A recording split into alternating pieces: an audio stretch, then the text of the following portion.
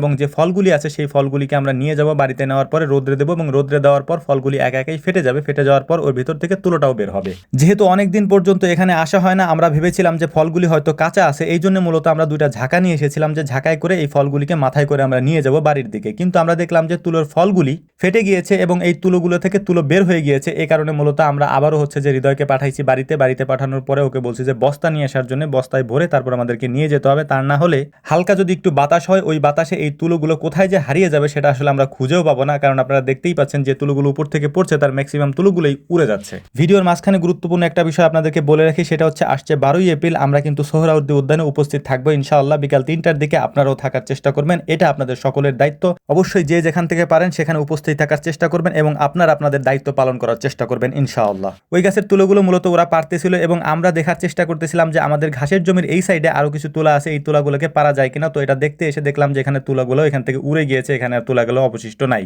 তো যাই হোক, আলহামদুলিল্লাহ তুলোগুলোকে পেরে নিয়ে আসার পর একদিন আমরা এভাবেই রেখে দিয়েছিলাম। রাখার পর পরের দিন মূলত এই তুলোগুলোকে আমরা খ্যাপ জাল আছে, এই খ্যাপ জালের নিচে এভাবেই আমরা রেখে দিয়েছি যাতে করে এই তুলোগুলো বাতাসে উড়ে না যায়। মূলত এভাবেই তুলোগুলোকে শুকানোর নিয়ম। তো সুন্দর করে তুলোগুলোকে আমরা খ্যাপ জালের নিচে দিয়ে তারপর আমরা এটাকে ঢেকে দিচ্ছিলাম। তো আমাদের জন্য দোয়া করবেন। আসসালামু আলাইকুম ওয়া রাহমাতুল্লাহ।